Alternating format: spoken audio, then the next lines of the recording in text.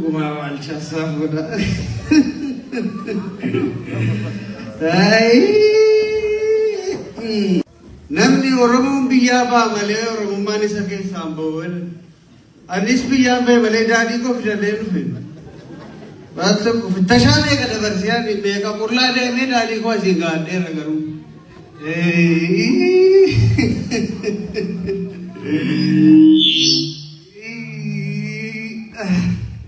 Jirtu nagaa keessan dhiifama gaayoon xiqqoo akkas akkamitiin turuu ta'e ikoonoomii Itoophiyaa yoo fakkaate dhiifama naa gara.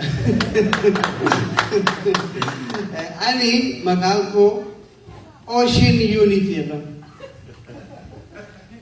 Galaanaa tokkummaa keeyyuuti. Isuma dhufee gilifatti jijjiirame maaliif jijjiiramuun barbaachisaadha waan ta'eef. Jijjiirama turreera erga biyyatti jalqabneeti. Asii achi jijjiiramnaan fuulduratti jijjiiramnaan nu godhanii. Isaan amma hojii koo isinitti muufanii dubbii himaa waldaa machooftota gamtaa Afrikaati. Kanaan dura waldaa machooftota Itoophiyaa dubbii himaa ture hin guddate gaamachiin keenya. Wanti Oromoo keessatti jalqabu to Oromoo keessatti nafu waan isin Oromiyaa keessatti jalqabe Oromiyaa keessatti wanti hafu laga Awwaash qofa. Machiin Oromoo Itoophiyaa urguuf gaanfa Afrikaa urguuf barra machiin Oromoo. Na fiigee kana Itoophiyaa waamsise eenyudha? Adeemsame eenyudha? Oromoodha. Qotee kan biyya sana nyaachisu eenyudha? Oromoo miti re kun akka keenya dhugee kan machaadhe moo hunduma isaa fudhachuun gaarii ta'e isa qofaa miti waan isin kan wal arrabsus eewudha numa fuulduraanis numa jira dudduubaanis eewu jira numa jira biyyittii nurka hirteechuumaaf jedhe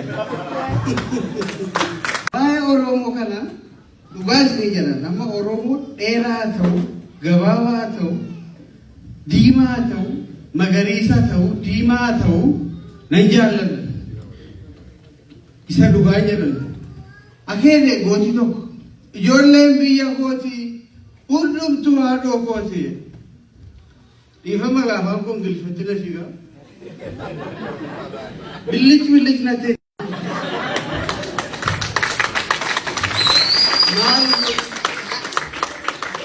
Ingilifi dhugaa jedha namaan inni Ingilifa na barsiise Waaqayyo hojiisaa kennu. English for Itoophiyaa na barsiise. Ameerikaa yoo na barsiiseera. Ani Ingilifa beeka jedhee yoo dhufu ani isa dhugamu kana waatariittan beekan. Gaafa nas dhufu warar. Waraana moo maaltu jira jedhee na yaada. Samuun koo waraanatti na biiga keessan ooloo. Dhugaan isin jedhaa gurbaa tokkotu biyya keenya yeroo kakatu. Ana yoon dubbii kana sobee Waaqayyo waggaa 200 nan jiraachisine. Namni isaa biltiidha. 200 jiraachuu barbaade. Eessatti jiraata 200? Isa akkasii fuudhanii qarqara daangaa Itoophiyaa irra jiraachisu. Maaliif jettanii ji'a 6 jiraatu. Kanan jira ka. Fuudhanii galchuuti. Eessaa jiraatanii garuu baga olagan. Isa dhugaa dubbachuuf. Ani biyyaan baay'ee yaadeen beeku. Baay'eena yeroo baay'ee abjuudha. Biyyaan baay'ee yaadee ishee kana nan beeku. Akka carraa ta'e kunuu Ameerikaa kotteeranii biteeshtii naa erga. Warra waldaa machooftota gamtaa Afrikaa kanan gaafadhan. Teessoo olaanaan keenya mana adda obseeti. Mana daadhii. Asii ashaanan guuttadhan 12tti nan guutan. Isheen 12 yoo na dabartanii 12 yoo isheen na dabartanii 12 si ashaanan guutte alaarmiidhaan kaatee naan jettaniire. Abadan utuu 12 ta'een ofii goone bakka isaa ka'ee jaalala Ameerikaa takka na godha. Achi booddee ka'eega sa'aatii 7tti interview qabdee dhabee hin hiriirreega kas qorrakis hundumti nama keessaa bu'eega hin qorrasi sodaan interview kun jirti waan jedhee fakkaata ankara deemeeran wattu qorrakina qabu jedhee hiriirree ol galle imbaasii Ameerikaatti gaafa ol gallu yaada garaa keenyaa nu sakattaan uffata keenya miti yaada garaa keenya qalbii jijjiirree ol illee imbaasii Ameerikaa mana magana of eeggachuu kophee baasaa jedhan baasnee achi kan qabattoo eeggadhaa jedhan dhiira qabattoo eeggachiisan yoorreen baasaa jedhan maal goona reegaa Holinne dabaree eegganne kunoo do or die dha wanti ittiin yookiin taatu hedduu fide faranjiin tokko kottu naan jette haa ta'u hin jedhan immoo faranjii jalaa waa diduu hin jaalladhu aariin keessanii parpazii waan jedhamu dhaladhee argeen beeku innan dhaladhees parpazii malee dingatuman dhaladhee gaafa natti malee durba barbaacha naanna godhatanii jedhani mana gaafa kutaa godhannaan dur lammaffaa yaallaan dur sadaffaa irratti kacharee dhufe kan ilmoon dhiira gaafa dhufu qawwee tokko sanidha yeroo sana kaasee gurri qoxannoo badaanan dhaga'u ni gara bira qawwee dhaanna simatanii qawwee dhaanna guddisaa yeroo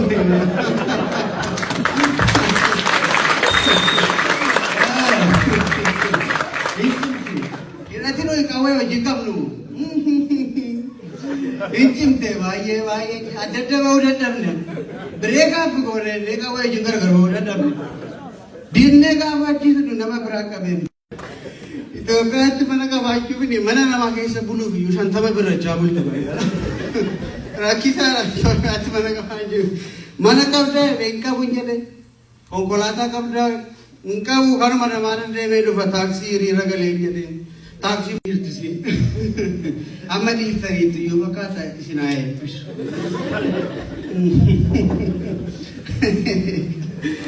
sodaannee dhiifna isin maal sodaattanii akka dhiiftanii waaqa isa gubbanaa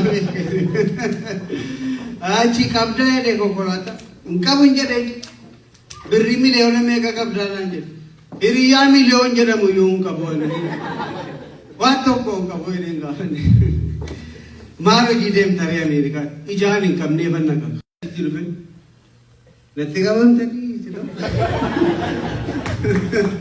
isin jibbeeti gaala achi wayyaa laatee deemanii achi booddee ganu akka aareetu sorry for now try again naan jette hin taane akka jechuuti gaa akka hubadhetti English for Itoophiyaa kooti akka aaruun ta'e amma faranjii waan ani deembeetu billichi natti deejawwatti aarii keessa koo guuteetu Ingiliffamaan tokko afaan qorran Ingiliffamaan dubbadheen beekne akkasirraa si ga'e jedhe gara beektamoo jedhe abbaan barbaade haikuuf yoo barbaade wanti irra deebiifamas achi kee faranjiichi akka nama cimaa ta'e bare fakkaata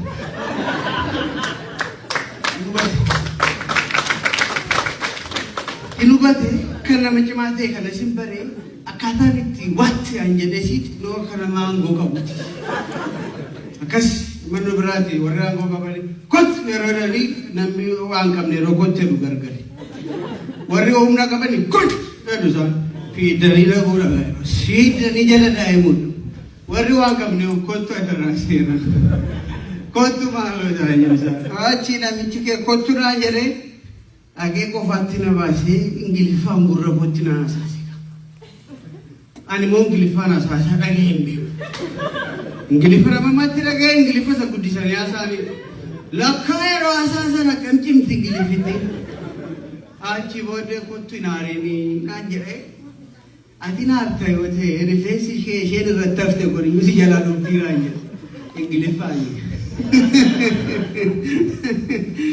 don't be angry, your hair is dead.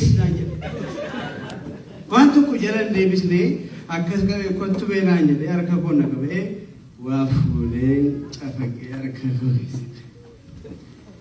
Namiti kung ganda keso. Why investment di kana rene debe ada ulat.